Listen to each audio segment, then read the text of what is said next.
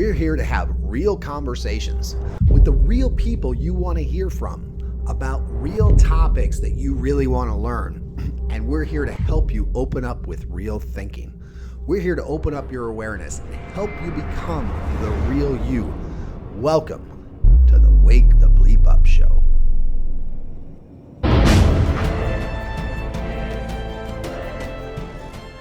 Welcome, everybody, to the Wake the Bleep Up Show. I'm here with my brother from another mother, Nick the Giant Smith, creator of the Giants and the Smalls, author of the Giants and the Smalls, and amazing man. Now, Coach, well, I'll let you talk for yourself, Nick.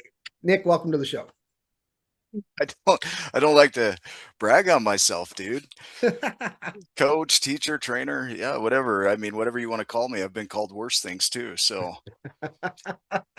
no, we're having fun with what we do. We really what we do is we help people identify their stories and rewrite those narratives so that they can be their potential. Right. So everything we do is geared toward that, from the podcast to the books to the training programs, and we're geared more toward training now than coaching. We just still do some one-on-one coaching, but it's all integrated into what we do. So Nice. And then AI development is huge right now. So I'm working on apps and programming and Nice. Yeah, coding. it is. That Yeah. was, like we were talking about before the show, my friend Mark that I just met with, he's been a video marketer for years, and now he's heavy into AI, and that's what he's teaching, building courses on, etc. So Yeah. I know you real well, but those listening may not.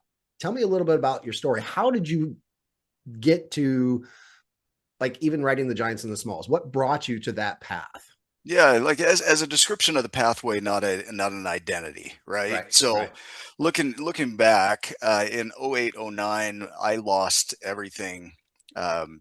Real estate market had crashed at that time. My home was foreclosed on. I was bankrupt and getting food at a welfare center in Salt Lake City, Utah. I was working for my brother up in Park City just to get some kind of income coming in. And I had spoken in November, I think, of 09, and somebody said, "Man, you should talk to a guy named Steve Hardison." And I had no idea who this guy was. He was foreign to me. And he calls me when I'm in the parking lot of a welfare center in Salt Lake City, going in to get food, and I end up just sitting there talking to him for an hour. And part of that conversation went into the book, The Giants and the Smalls, but um, I don't remember the entire conversation. I remember how he made me feel and how he showed me my potential. And I remember asking him a question, and that's in my book, The Giants and the Smalls. It's like, can you? And he says, yes. And I say, you don't even know what I'm going to ask. How can you say yes if you don't know what I'm going to ask? And he said, there's nothing you can ask that's bigger than me. And that really stood out for me. And for me, I didn't see myself that way, not even close. And so that conversation was pivotal. It became inspiration for the Giants and the Smalls. That and Who Moved My Cheese by Spencer Johnson. Yeah. I was listening to that driving to work, and I thought, man, I could write something like this. And so I did, and the book just downloaded into me. I mean, it just poured in. And I was using a little recorder at the time to just catch it because it was pouring in so fast. And I'd share it with my kids, and they're like, I want to be a giant. And then friends would hear the story, and they're like, oh, you need to share this with these people. And so the manuscript was written back then, but didn't get published till 2020. So about 2011, I got the book written. And then by 2020, a lot of things happened that really geared me up to even be ready for that point of my life. Mm-hmm. And there's been an evolution since then, Right. Yeah, no, that's awesome. That's awesome. And I love that story. I love because I still get random calls from Steve every once in a while, and it's like you see it on your phone. Oh, Steve, I have him as the ultimate coach in my phone. I'm like, oh, yeah. Steve's calling. I'm like, and it's completely random. And so, oh, he's coming. Look who's here, man. How cool. There we go. There he Sorry is. about that. There we go. It's all right. So for everybody out there listening, now we are joined by the other amazing man, Ryan The other Lion, the other giant, Ryan the Lion, who apparently doesn't know how to work Zoom. Lost his mane, dude. Lost his lion's mane. Welcome Ryan to the show. We're just heard the story from Nick on how he came about writing the Giants and the Smalls, his meeting with Steve, his call with Steve Hardison, and leading down that path. So Ryan, now it's your turn, buddy. You're here. We're gonna throw you Now, to the wolves. now you want the truth? No, just Yeah, I kidding. want the truth. I want to hear the story. I want to hear your story. How'd you get connected with this guy? By the way, guys, I haven't mentioned this yet. These guys run a weekly show, live show that they run live through different platforms, Facebook, YouTube, and it is phenomenal. They're great hosts. They have great guests, and it's just an absolute fun to listen to watch. Yeah, thanks for that. Appreciate that. How I met Nick. So the quick version is that somehow I got into the RV industry and selling RVs. Worked for a different company, and then uh, left that company after a year and went over to where Nick was selling or was employed, and he was in the finance department. And every day I would sit at my desk, and the clock in station was right in front of my desk, and you have to go put your thumbprint on it, and then it would beep, and everybody would say hi to me, and I knew everybody because my desk was right in front of the clock in station, except for Nick. He'd walk in, everybody'd be talking to him, so he'd be distracted. He'd put his thumbprint on it, beep. He'd be talking to people, and then walk over to his office and in the corner and disappear. And I'm like, what the heck? Like I don't know this guy, and I want to know this guy. Like, who is this guy that everybody else knows that I don't know? Because I'm like an extrovert, so I want to talk to him. And I go to my cave, dude. Yeah, we called it Mouse Corner because it had a little emergency exit with a draft, so like you could see daylight about a half an inch, and mice would come into his office and run around in his office. Steal my food. Yeah, it still his food. So we called it Mouse Corner. Yeah. So one day, that's actually really funny. So I went over to his office one day and I sat down in his chair and I said, "Tell me who you are." And he was like, "Well, have a seat." I was already seated, He's like, "Come on in." And he said, "Well, I'm Nick Smith and I work here at this RV place." And uh, I'm like, "Well, yeah." And he's like, "I'm a finance manager." I'm like, "No, like, who are you? Who are you?" And he's like, "Well, I wrote a child's book and an author and a motivational, life coach." And I was like, "What?" I was like, "For real?" And he's like, "Yeah." He's like, "You want to see the book?" And he spun his computer monitor around, and he had been working on the images, and he had the story written, and it wasn't in the exact version that it is today because there was some edits and some things that were done after the fact. But instantly, I knew somehow I needed to be a part of this. And then he invited me and my wife to go to one of his coaching events, and I got to sit on the front row and I got to experience Nick Smith, um, and the man that he was at the time, which he's different, but he's still a lot the same. And got to hear him, and I got done with that meeting, and it was about an hour. And I was driving home, and I said to my wife, "I don't know how. I have no idea what's going to happen next, but I have to be business partners with that guy." So then Monday morning, I go strolling into work and told Nick my plan for our business partnership. And he says, "I don't do partners." I'm like, "Oh, cool." He says, "But let's be friends and let's see where this goes." And a few months later, then I came back into his office and he says, "I have a great idea. We should be business partners." My idea. Yeah. Yeah. And since then, we've built a community of giants and podcast, mostly because of COVID and not being able to go out into places. Right. We thought, how can we get into their Which was heaven world? for me, a guy like me. Yeah. Like, I'm a popular little hermit. They're like, "We're going to shut down the world." I'm like, "Oh no, please don't." Yeah. We didn't have For that me, problem in Florida. for me, it was devastating. But Cool. you got a journey too, though, of your evolution into personal development. On the outside of that. Yeah, I had started in I had owned an auction company, And I had done a fair amount of things, as far as business, and was into some self-help books and some personal development, but mostly because I was trying to figure out, in my world, I was adopted as a kid and had some abandonment issues, and spent a lot of time trying to live up to a certain ideal of what I thought would would make it safe for me, for people to stay around me, to love me, to want, to never leave me, to be loved by my adopted parents, you know, um, because somehow in my mind I had created a story when I was little that if I ever did anything wrong, if I ever did anything um,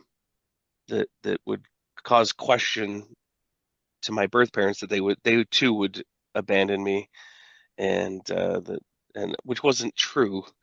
I mean, obviously, as an adult, I learned those things, and especially after I found my birth mom, and there was just pressure. She had me at 16 years old, and then had this pressure to give me up. She didn't want to, so it wasn't that I wasn't loved. Now I realized that story could have been different, but Mhm. I created an entire story and way of being in my life. And then after meeting Nick and understanding um, some different things, I realized that wasn't true, and that I can create my story however I want to, and that I am loved, and that I do have friends, and there's times and seasons for different people that'll come into your life, and that's okay too. Yeah, And I learned to love myself. good. That's huge. That's Yeah. huge. Not enough people do that, and that's a huge deal in any way you want to create your life. Any way you want to create your life is being able to love yourself first, and then spread that love with other people. If you can't love yourself, then nobody else is going to, or they will, but it's not the same. Sometimes they do more than you do, Yeah, it's true. It's true. Yeah. Yeah. Yeah, I was Nick and I were talking before the show started, and then about how you just surprised me out of the blue showing up in Clearwater. And you're like, dude, I'm going to Clearwater Beach. Where are you at? I'm like, I can be there in 20 minutes. Like, yes. Of course, he also chooses the most popular touristy beach possible in the entire freaking county. Costs $30 to park. I'm like, I live in this area and I go to beaches for free, and I'm paying $30 to go see Ryan. Yeah. Funny. You're welcome. It's cheaper to go to Tony Robbins, man. It took longer. He only had a certain amount of time, and it chewed up like 90% of his time, where he's able to sit on the beach for like 8 minutes. It was a little longer nap, but still, I know. yeah, I'm just,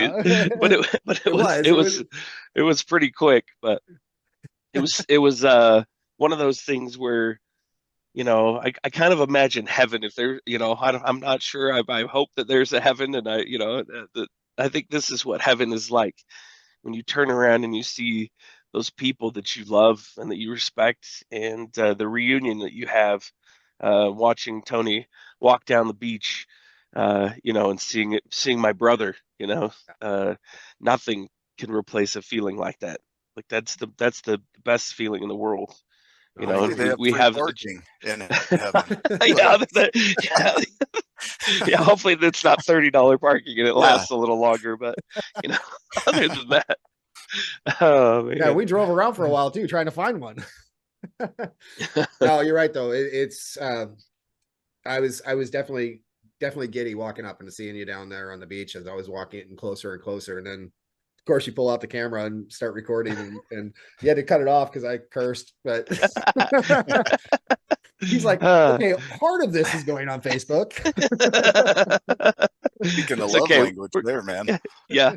It's fine. It was perfect. It was absolutely perfect. Like, sometimes I come to Clearwater Beach and I run into Tony Schmaltz.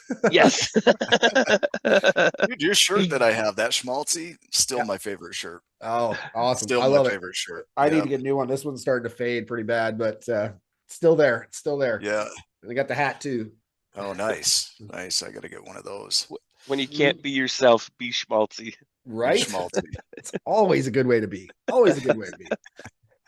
I agree. So what are you guys up to now? What's the big thing now? I mean, Nick, you talked a little bit about it earlier, but what are you guys really up to? What's new in the world of the giants and the smalls?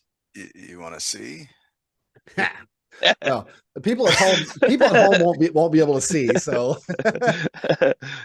No, I'm just kidding. That would At be least he's wearing pants. that's my yeah. I was Get like, where's this canceled going?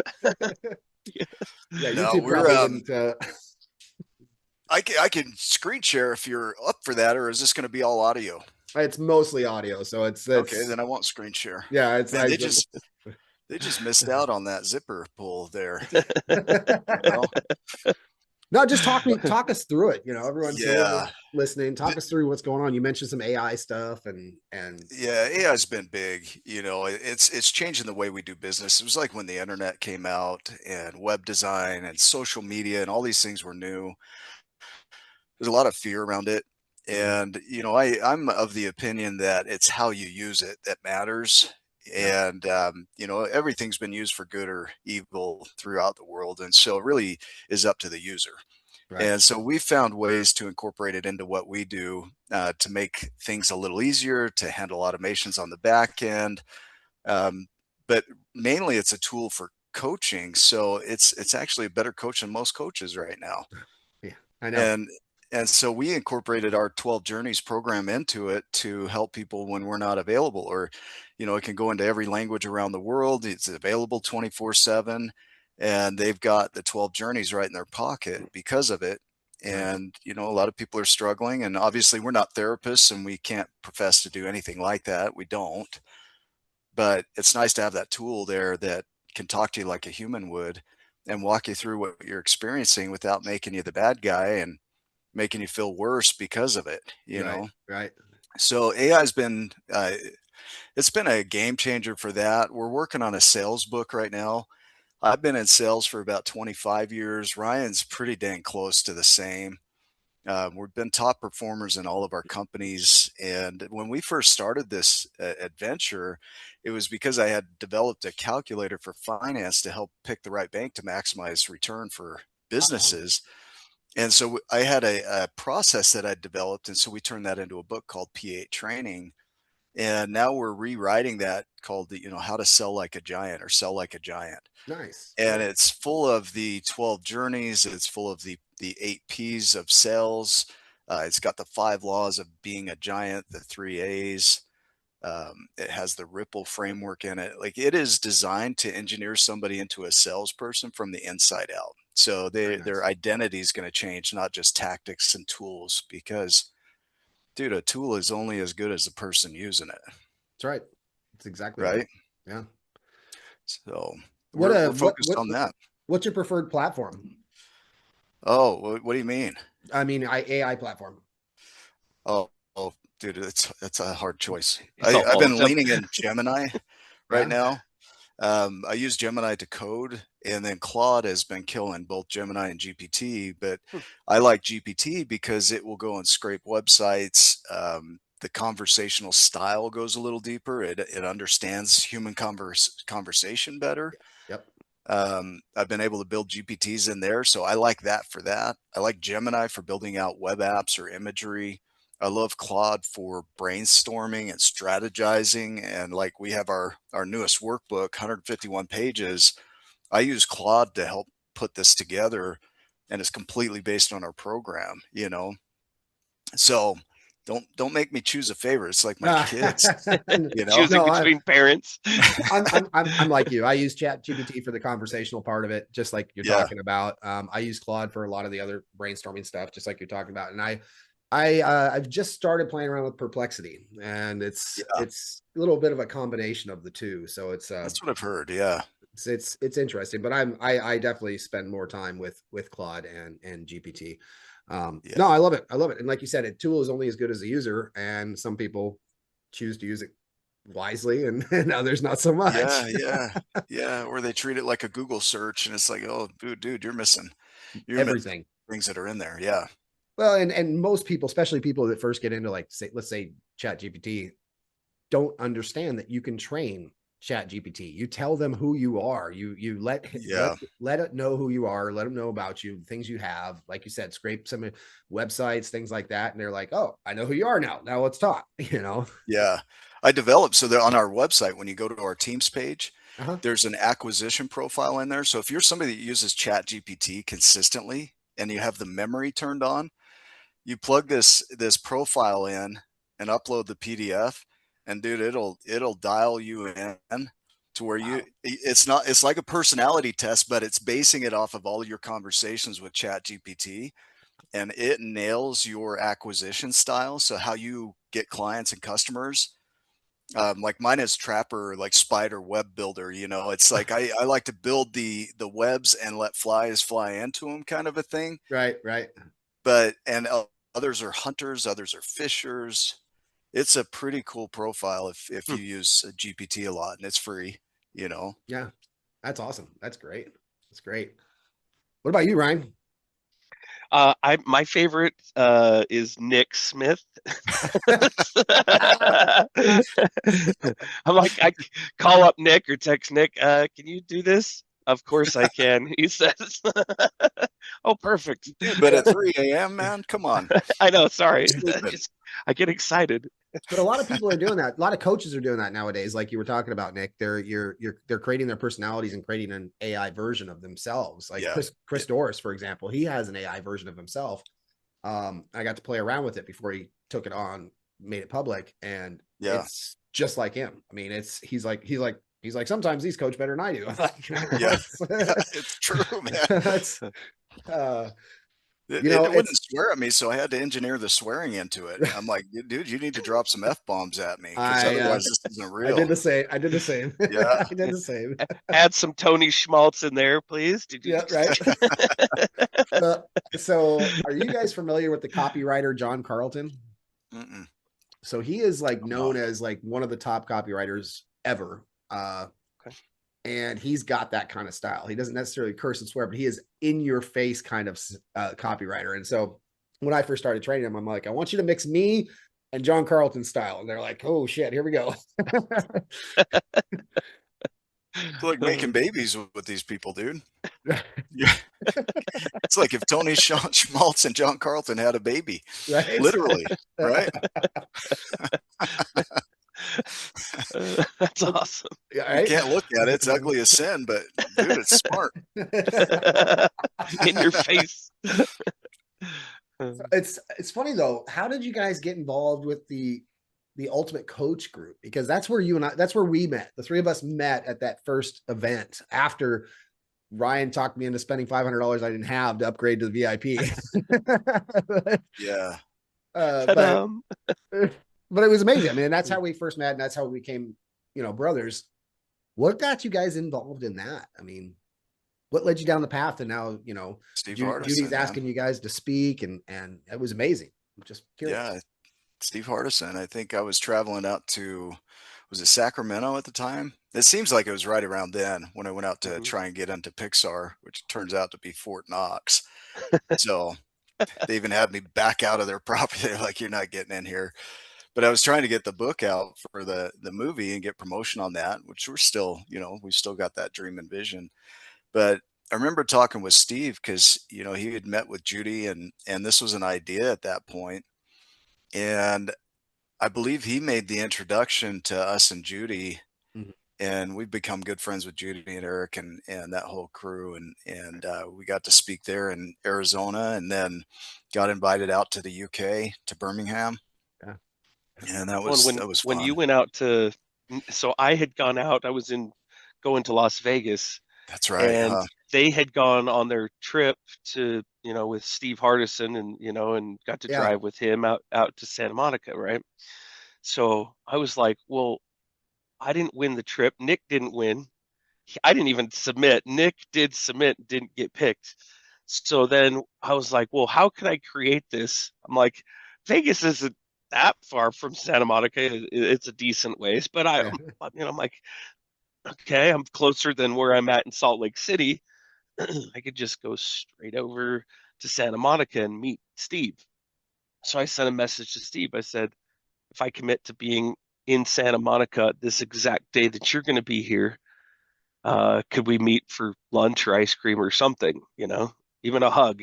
I will drive all the way there just to get a hug from Steve Hardison and have a minute with him. And he said, be at the gelato spot in Santa Monica at 4:30 p.m. and I will meet you. I said, done. Then I'm like, oh crap, now I got to figure out how to be there and all that stuff. So I changed my Las Vegas plans, went to Vegas, and then got a car and drove to Santa Monica, got a hotel, stayed the night. The next day, went out and met Steve Hardison. And then on my way back because I had to go return the car in Vegas, and I think we flew out of Vegas. I can't remember how that was, the whole process, but in Las Vegas, Nick and I crossed paths, and he was heading out to Pixar, and he did almost the exact same thing. So he got to then meet up and hang out in Santa Monica and the whole area as well. Yeah. And then afterwards, we had Judy on our show as well, and then she thought of us to speak at the show, at the convention in Arizona. Yeah. And then then that fateful day when we met Tony Schmaltz. Yeah, and then we had dinner at Gam Gam's house, and it's all downhill from there. All downhill. All downhill. Dude, fast. No, that was cool. That was cool. Just the whole thing. It was. It really was. And then we went back there and hung out with Nadine after that too. When we were in Arizona for our niece's wedding, and we made sure and made time for her and went out and had dinner with her. And that's when that was actually the first time I got to go over to Steve's house and actually see the 1111 wall and all his Zen garden and everything. She took us over there. Steve was out of town. It was actually the same weekend you guys were in Birmingham. It was just, I had a wedding, so that's why I wasn't in Birmingham. And then, so she took us over there. We got a bunch of pictures with the wall and hung out and had dinner. And yeah. For those that don't follow Gam Gam, it's Gam Gam's Kitchen, I think, on TikTok. Yeah. You can look her up. She's got a lot of followers and a lot of neat keto videos. But she's an incredible artist as well. Her name's Nadine Larder. So if you find her, she was on our show. Yeah. Great person. She is. She really is. Yeah. Yeah. And it was funny because my experience with Steve Hardison was not quite to the extent of yours, but I'd been reading Steve Chandler's books for years, for several years. And I kept hearing about this guy, Steve Hardison. And then of course you pull up his website, you see how much he charges. I'm like, never mind. So I closed down the website. It's good for somebody. And so when I say years, probably 2 or 3 years, I've been hearing about this guy through Steve Chandler's books, and then took his online ACS course. And again, same thing. Him and Devin and everyone else keeps talking about Steve. I'm like, God, who is this guy? And so one day on Facebook, believe it or not, is just before the Ultimate Coach book came out and just before the group was created, he comes across as people you might know on Facebook. And I'm like, wonder if that's the same guy. I hit friend, and he accepted, and then he automatically started messaging me. I'm like, holy shit. Like, this is the guy known as the Ultimate Coach, and he's messaging me. And then of course when the book first came out, or when they were asking people to read the transcript, I was one of those that had imposter syndrome. I was like, who am I to read this book? I don't need to help out with this. So I never got the transcript. But when the group came out and the book came out, Eric started the group, and Steve reaches out to me and says, hey, come join this group. I'm like, okay. So I was like one of the first 20 or 30 people there, maybe an admin. And I was admin for a lot of the first couple of years there. But then Steve and I started building a relationship, and he started actually reaching out. We actually had phone conversations, things like that. And then again, we go to Arizona, and that was at a period of my life where I had just recently been laid off, running out of money. I had a severance, but I was running out of money big time. Coaching was starting to pick up. So it was still working, but I was, coaching on payment plans versus like upfront money. And so it was still scraping. And then as soon as we get to Arizona and get out there, and Steve's like, gets out of his car, his Porsche, of course, walks right up. He's like, Schmaltz, Tony Schmaltz, come here. And go up and give him a hug right away. And all downhill from there. And I was wearing this shirt, actually. It was funny. All downhill from there. But he's, when you experience Steve, obviously I've never been coached by him, but he'll randomly reach out, and it's weird. I mean, people say he's, got telepathic abilities, but it's like, I'll be sitting here talking with Anika about Steve, and all of a sudden the phone rings and it's him. I'm like, what the? But the one that sticks out that really was huge was, I picked up some Mormon missionaries in my neighborhood. And I'd driven by, they were walking. I knew who they were. I knew they were Mormon missionaries. You can always tell in the white shirt, the tie. And I'm driving by, and I'm remembering Steve telling stories about when he was a missionary. And I'm like, I drove all the way past him. I pulled into my driveway, which is a few blocks away. And I didn't even get out, didn't even turn off my truck. I'm like, you know what? These guys are out here in 90-degree weather. People are shutting doors in their face. I'm like, screw it. So I turned around, I went up. I'm like, come on, guys. Come talk to me. Took him to the house. First thing I did was, after talking to him for a little while, I picked up the phone and called Steve, and he answered. And I'm like, hey, Steve, I got elders so-and-so here. I just picked them up. He's like, I thought you might like to chat with them. And so Steve put it on speakerphone. Steve talked to them for a good half an hour. I didn't have enough copies of the book, so I invited them back. I bought some more copies of The Ultimate Coach, invited them back, actually for dinner. The three of them came over for dinner. And Steve talked to him again, gave him all the book, or enrolled them in the Ultimate Coach book. And Steve all of a sudden says, hey, what's your address? And I'm like, why? He's like, just give me your address. I'm like, okay. So 3 weeks later, I've got 5 cases of the Ultimate Coach book on my doorstep.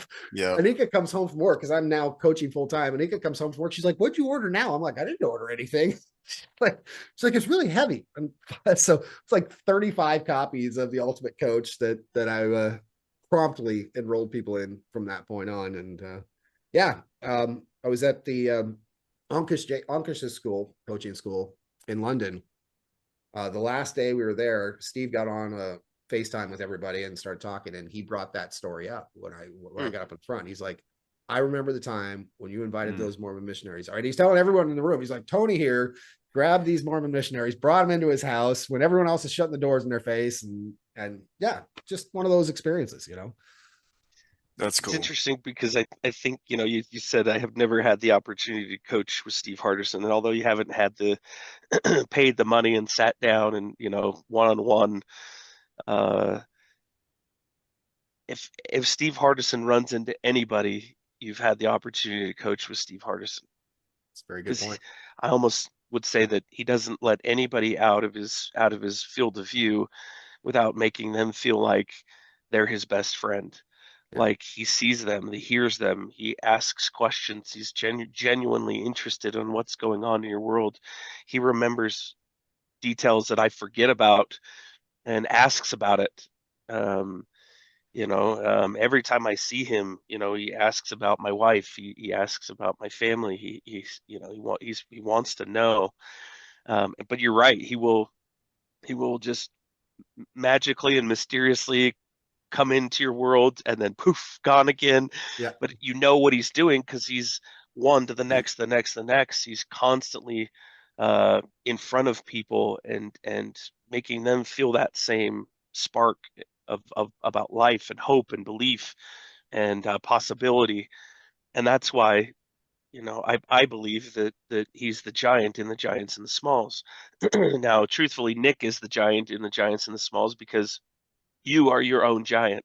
You are your own small. This is an internal journey. Right. But at that time, Nick needed a giant. He needed somebody to pick him up, put him on his shoulder, and stand up and show him those possibilities. And that's what Steve Hardison is incredibly powerful at. Yeah, he is. And it's funny. Most of us know the feeling that when somebody's calling you, sometimes you're like, oh, I'll call them back, or you don't answer. When Steve calls, I don't care where I'm at, I answer. I could be in the middle of a meeting at work. Excuse me, guys, I gotta take this. And then I call, it's 3 weeks later. I'm like, cool, man. Cool. Except for Nick. It's so funny.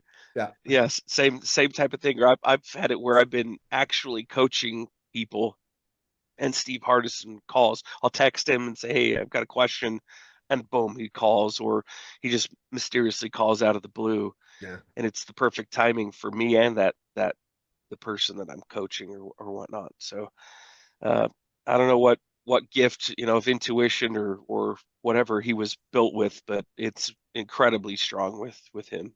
I keep Yeah. waiting for one of our phones to go off right now because we're talking about Probably. Oh, It could. Yeah. No, it's great. And it's great that that community was created and brought so many of us together. Yeah. I mean, without that community, we wouldn't be having this conversation today. We wouldn't be the friends that we are and the support for each other that we are. And it's been nothing short of magical. And that's the biggest credit I give that community. Yeah. Is being able to connect with people like yourselves, like so many others. I mean, we can go through a list of names. Yeah, and yeah, it's good. Got a little big for my britches, but it's good. It is good. I have a little bit of a little piece of acknowledgement, for you, Tony. Uh, the type of human that Tony Schmaltz is, the type of brother, and I'm grabbing a Kleenex because this could get emotional. I'm a big crybaby. Nick knows this. Uh, but my birthday comes around, and I get a message from Tony wishing me a happy birthday, hoping that I have the best birthday ever, type of thing, and love you, brother, type of scenario. And then a little while later in the day, he says that wasn't enough. Here's more. You know, he thought about me all day. And um, that type of uh, person in your corner, they're out there. I promise you, they're out there. Sometimes it might not feel like it. I promise you, you find a Tony Schmaltz in your world, because that guy, he cares. Um, he listens. He understands. He's worked on himself enough to know and be able to relate with you.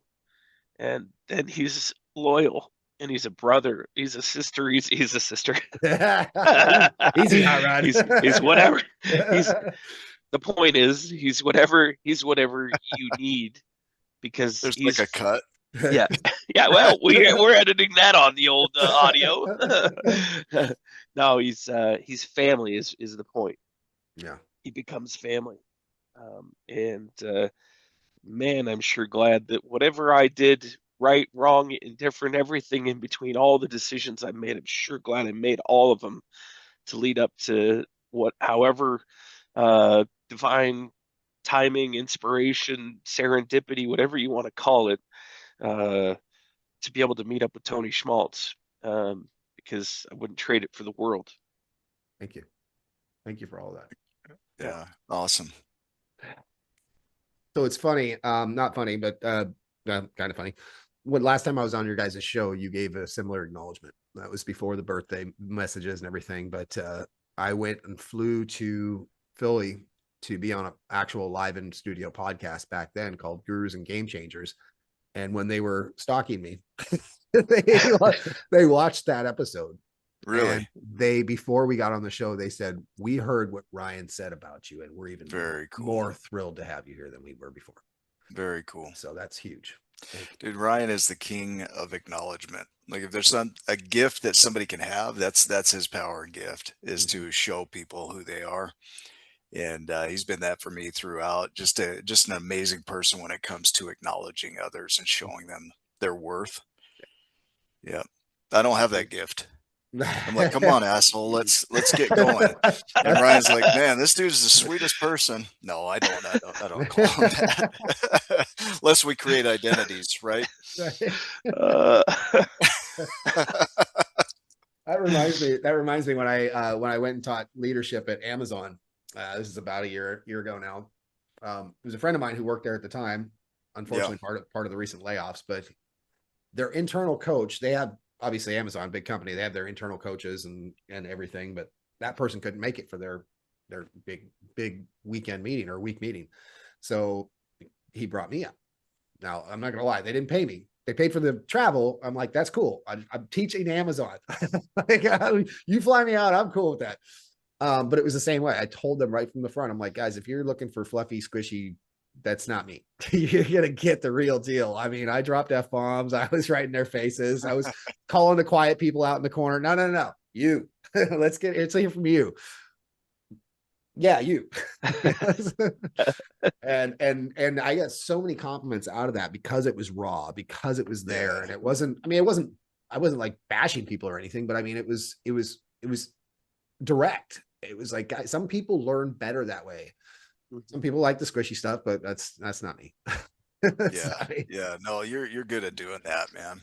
You're very direct, very clear, and very empowered. I mean, you chase things even when it's hard. And so that's something I appreciate. I see it, in our worlds, it's not always on the up and up. It's not on the up and up. That sounds like it's a scam. It's like, it's not always on an upward trajectory. It's like sometimes you have these down days, but what I've seen with you is you push through, and you find a way, even when it doesn't go the way you idealized, right? And you keep going. And there's something to be said for that grit and persistence. Yeah, he's famous for his walks. He'd go on his walks and then talk. And I listened to a lot of them. I don't know if I listened to every single one of them, but I'll tell you, I listened to a lot of the walk talks, or is that what you call them? Schmaltzy walk talks. Yes. See, and so, but he's a magician at taking things that happen in his world and then making it relatable into whatever's happening into your world, and helping you see the parallels and how to solve the problem, right? And to digest it down. And he would do that while he's walking. So he's like, so there I was, I had this problem, and then he talks about it, and you're just walking, and you're like, you feel like you're on like I just want to kind of swing my arms back and forth like I'm walking with Tony Schmaltz. And he's very powerful at breaking it down so that you can understand it, and making it simple. Even though sometimes it is very direct and in your face because it hits. But yeah, sometimes you need that. Sometimes you also need that, a little bit of squishy sometimes. But I think that your version of squishy is the walking, and just, hey, let's just go on it. Let's just talk together. Right. It might not be so lovey dovey. It's more, let's just talk like we're like family.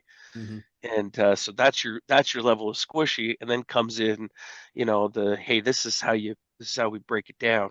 This is what we're gonna do.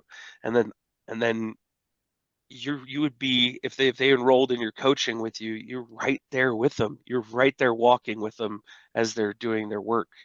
And it's absolutely incredible. Yeah, thank you. Yeah, it's funny, when I started doing those walk talks, Townsend actually bought and sent me a gimbal for my phone because he said, I love your talks, but I'm getting dizzy as he buys you a gimbal. He's like, I want to watch these, but I can't. He's like, I'm doing this while I'm watching it. Dude, my favorite, that guy's incredible. My favorite memory of him is we went to go grab lunch here in Salt Lake, and we parked at the wrong place, and there was another restaurant around the corner, so we jumped on one of those rent-a-scooters. And he's like, you want to be front or back? And I jump on the front of this scooter, little spoon. And we're driving down the road, two grown-ass men, and I'm doing the Titanic with my arms out, and he's got his arms around me, right? Oh, dude, I'll never let go, Townsend. One real person. I love that guy. He is a real person. That's you get what you see with that guy. He actually lives about 25 minutes from me here. Does he really? Yeah, we went and had lunch about a year. It was about a year ago now. But now he's bouncing back and forth. He's like, Arizona, back, forth. And so I think he's going to land somewhere soon. Yeah. But sounds like it. Townsend's, I love that guy. And I didn't realize how tall he was until I met him. I'm like, holy crap, dude. You're like a lot taller than I expected. Yeah. Good dude. It was because of him where I did that. Remember how he tried the Start Me Up challenge? He started that with the Rolling Stones Start Me Up. and it was because of him and his video that I created mine, and I actually call him out. I'm like, tell the bad man Townsend to stop. I go into the song. It was, yeah, old times. But I mean, you think about the community that we've been a part of. There's so many people like that. I mean, the Townsends, the Chris Dorrises, the Onkishes. I mean, just the Judy Thursons, the Eric Thursons. I mean, just the list goes on, and none of that would have happened if had we not been a part of that community. Yeah. Yeah. And what an incredible opportunity, you know, to be in a concentrated place of such powerful,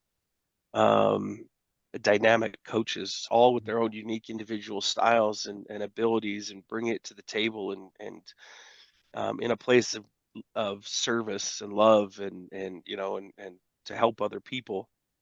It's it's I don't know if there's very many other places like that on earth, Right. you know, where you could come into a spot like that, and all of a sudden, you know, if you were just, you know, regular person, you know, coming in, if you call it that. I don't think anybody's regular, but you come into that space, you know, you might not be a coach, you know, but you come into that space and you get the opportunity to actually sit and talk with these people. Unbelievable. Yeah. Unbelievable experience. Yeah. Yeah, I've gotten pretty close with Carrie Rickabaugh, and you know, I've coached her for a while, and then we reconnected recently. I mean, we never stopped talking, but I mean, we got another Zoom recently, and she's giving me a hard time back to being direct. I am a huge advocate of Yoda's phrase, do or do not, there is no try. I don't know if you've ever heard Werner Erhardt's version of using the word try, but I, with the exception of talking about it now, I have worked on eliminating that from my vocabulary. And that's the first thing she remembered when we were talking. She's like, man, you're all over that. She say the word try. I'm like, stop it right there. There's no try. Just she's like, God, you're all over that. She's like, stop saying. I'm not going to stop saying it. Stop saying try. Stop using the word try. It's a cop out. It's a cop out statement. Like, oh, I'll try to make it, and then everyone's like, yeah, well, then can't count on that guy. You know. Yeah. It's and then like Werner Erhardt talks about it, and his whole bit. If you listen to the audio version of it from one of his forums, he's telling this guy, the guy's standing up talking to him, and he says, I want you to try to sit down. He sat down. He's like, no, you sat down. That's not trying to sit down. That you sat down. That's action. You know, there is no try. There is only action. And it's interesting. When I first started adopting that myself, I was catching myself all the time using the word try. I'm like, no, wait. What I really meant was, you know, because it's the power of commitment is huge. You know, and I love Steve Chandler's agreements versus expectations. I do a training on that myself. And the power of commitment. I do the 5 superpowers of leadership, and one of those is the power of commitment, because it's okay to say no, but if you're going to say yes, make sure you follow through. Like even today, you know, Nick and I were talking before the show. I completely forgot about today. I was out there fixing my wife's car, changing a wheel bearing on the car, and then a reminder went up. I'm like, oh shit, time to get inside. Let's go. Because I said I was going to be there, and we agreed on this, and so here we are. And it's huge. Chris Dorris is, if you read the book of Mental Toughness Mantras and Devin Bannison's forward, he said the phrase that stuck with me is that I did what I said I was going to do. And that's where Chris Dorris holds his ground. Do what you say you're going to do. And it's okay to say no. It's okay to not agree to something that you don't want to do, or that you know you're not going to be able to finish on time, or you're not going to be able to do it at a certain time. It's okay. Say no. I mean, you don't have to say it that bluntly, but you know what? I'm not going to make it this time. You know. Then you also find out if it's actually an invitation or an obligation or a perceived obligation. Right. Anyway. That's one of the things I value significantly in myself. You know, I have a commitment to that. If I say I'm going to do something, I'm going to follow through on it. Yeah. If I don't follow through on it, I'm going to clean it up. Correct. You know, and if I don't want to do it, I'm going to say no to it. Yeah. And so to slow down with it in the beginning before I say yes is to not. I think when I was younger, I would react and be more worried about their opinion of me than the follow through, and I would say yes to things I wasn't really committed to. Right. And then the truth would come out, you know, no matter. And so for me, I highly value that. Is, you know, I do see in others, you know, you say you're going to do something, do it. Just Right. do it. Don't say it, or don't say it, and because that's how I want to show up for you. Correct. And so that, I think that's part of the Giants journey too, is learning to be your word. And if you look at integrity, I'll just do a little example here. Integrity is the difference between what you say you'll do and what actually shows up. And so if you're out of integrity, it's not that you're all out of integrity, but you might be only 10% committed to your word. Right? Because only 10% of that shows up in the world. So your integrity is 10%. And the goal is integrity is a whole number. So your goal is to, what you say, have that show up in the world 100%. Right. And so, but unless you're aware of it, you're not going to change it. And that's the goal, is be conscious where you're saying yes when your actions show that you're not committed, and then work on fixing that commitment. Right. Yeah. And of all the people we know, the one that has presented it to me, I guess the most powerfully, is Devin Banison. I went to the Game Changer event with Devin Banison, and the one thing he talks about is, he's like, I am the most committed person you know. He's like, I will there, if you can prove to me that you were more committed to me, then I'll work with you for free. And I'm like, wow. I mean, I know what he charges. I'm like, that's a bold statement. I mean, I'm granted, I'm not going to try to prove it, but I've got something that I want to live up to. I'm like, Jesus, be as committed as that. And he's more blunt about saying no than most of us are. He's literally like, in fact, he won't do a show. He won't do the show. He won't do any show. He doesn't do podcasts. He doesn't do videos, anything. He will. In fact, his phrase that he uses is, you can count on me not doing that. He's like, and that's how he says no to people. You can count on me not doing that. I'm like, holy crap. he's like, yeah, what? I'm telling him no. That's how I say it. I'm like, okay, I got it. And he's another guy that's right to the chase. He's the give it to you straight. I mean, him and I had couple of free sessions together while we were talking about the possibility of working together. But when he calls somebody up, and have you ever been to one of his Game Changer events? If you have the opportunity, I would say do it. But he'll randomly coach people in the middle of the room, and he is not pulling any punches. He is like, stop doing that. Do it this way. I'm like, holy, to the point of sometimes some of them are getting to tears, but it's literally pulling out that stuff, that the habits, and I mean mostly the mental and verbal habits that we get into. Power of language is one of the other 5 superpowers that I talk about. Because when you speak negative into the world, you're bringing negative into the world, in your world. When you speak positive, you speak optimistically, you speak this, that's the kind of stuff you're going to attract. The power of it, the law of attraction is a real thing, but it's not the way people think, and it's not the hoorah rah that you've listened to or read sometimes. It's really, it's how you act, it's how you speak, it's how you live your life that's really going to bring that attract that stuff to you. I think that's why Steve Hardison also talks about commitment so heavily, in his TBOLIT NFL. Right. He shows how he was more committed than the person that he was working with Deuce Latui. Yeah. In getting to that point. And so as he was committed to helping Deuce Latui become the best offensive lineman in the NFL, then all of these things started occurring and lining up. He had these opportunities to do certain things, and he started on that trajectory. Now Deuce Latui became less committed to that, or uncommitted to that at some point, along that thing. But the point was exactly what you're saying. The do or do not, there is no try. That just, I mean, in my world, it's turns around mirrors, and then it shows me where to work. Nick and I just had some conversations about this. I recently had caught myself saying, okay, yeah, I'm trying to do this. I'm like, no, I'm not. I am doing this. I'm not trying to do this. Sometimes you get in these habits of saying stuff like that. I think it's just what we say. You hear it all the time from other people saying, "Oh, I'm trying to get something done, or I'm trying to get this to work, or trying to figure out a way that this will work." No, you are figuring out a way. I am figuring out how to get this done. I am committed to accomplishing this goal, whatever it is.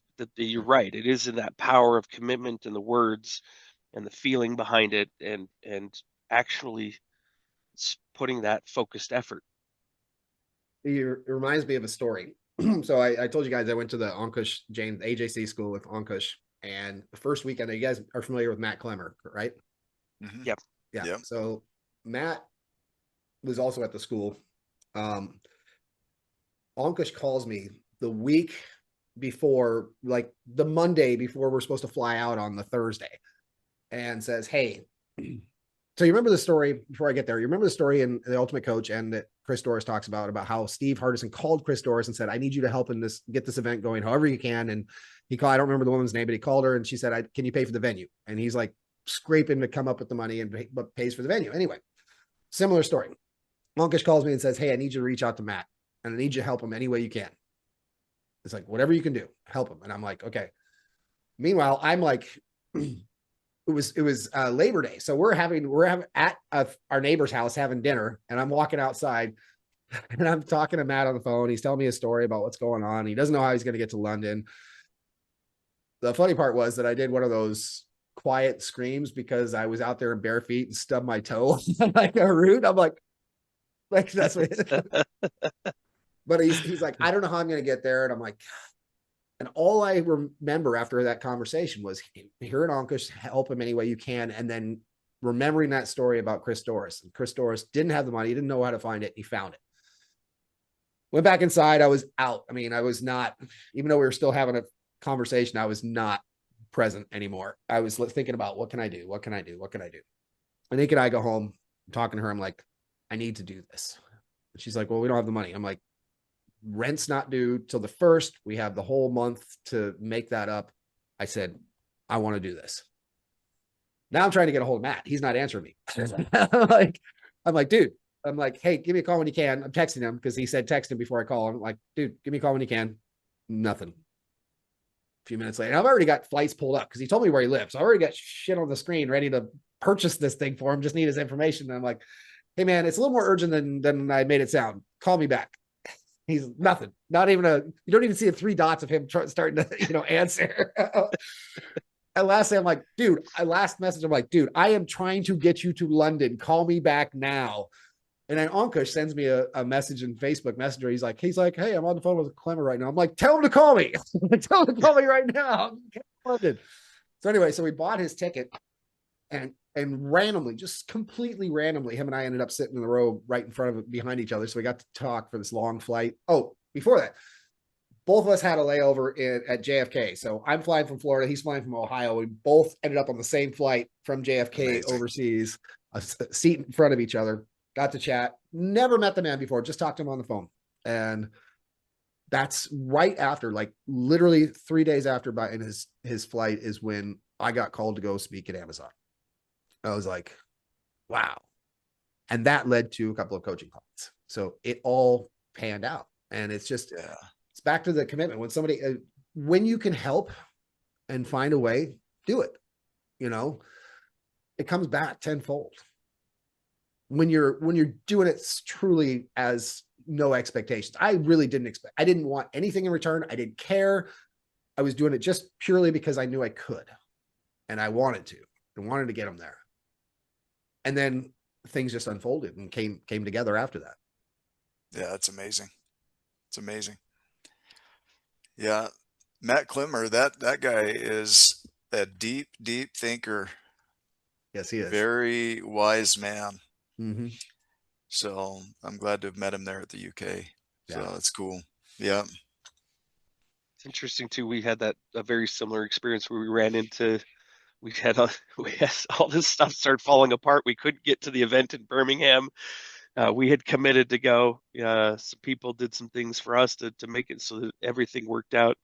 We get to Ireland, and then they because we left out of Chicago late because someone had an accident on the plane. That's some bad Taco Bell or something. So that left like 45 minutes late. Well, we had like an hour and a half layover in Ireland, and then we were going to take off, but then they boarded. And by the time we got off the plane, they shut it down. There was no more boarding. And so we couldn't make our flight from Ireland to Birmingham, which is just a puddle jumper. just little quick flight. And so we got stuck in the airport, and finally got on a plane that night. They were saying, no, we're not, you're not getting there tonight, you're going tomorrow. We finally talked a lady, and she put us on a different airline, got us over there, which happened to be Ryan Airlines. We got, on a different plane, which was awesome because my airline took care of us. And then we sat there, we were waiting for our flight, and I was just like, gosh, dang it, this didn't turn out anything like, I was kind of dejected and sitting there and trying to have a good attitude. And I look up, and Judy and Eric Thurston come sailing down the moving walkway and stop right by us. I was like, what the crap, And I would have thought that they would already be in Birmingham. Right. And it was kind of like that moment seeing you on the beach, hugs and smiles and talking to them. And all of a sudden I was like, you know what? My anxiety was going through the roof too. I get a little bit of anxiety, not knowing what's going to happen, and having all these expectations of what I wanted to have happen, and then it didn't. And then seeing Judy and Eric and being able to talk to them, and they sat right behind us on that flight was, Right. and then we shared a cab to the hotel, and everything worked out exactly how it was supposed to work out. Yeah. It was awesome, being committed. So yeah, it's the power of commitment. And sometimes you don't see all the little forces that are at play, uh, before you start stepping, but I promise you they are working. Yeah. Everything is always working for you, not against you. Right. Yeah, Well, I don't guys, is think there we're any last words you want to say to the audience before we call this thing? for me, it's just my goal is to get people to see it in themselves, so we're on our journey over here, you're on your journey over there, whatever that looks like. What Ryan just shared about, you don't get to see the next step, you just have to trust this is all going to come together, is the way. There's no other way around it.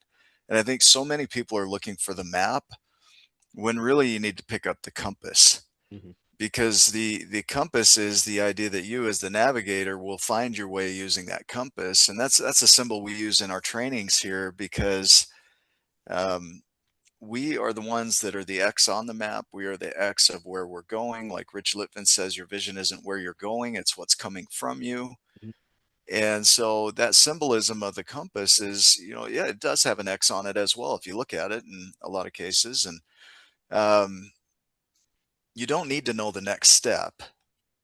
You need to trust that you are capable of creating whatever you can imagine, and just take the step and let that path appear as you walk. And so when we do our 12 journeys, if they go to my 12 journeys, they can look at that. But the idea is to get you to see it in you. That's our whole mission. Whether it's one person or a million, we don't care.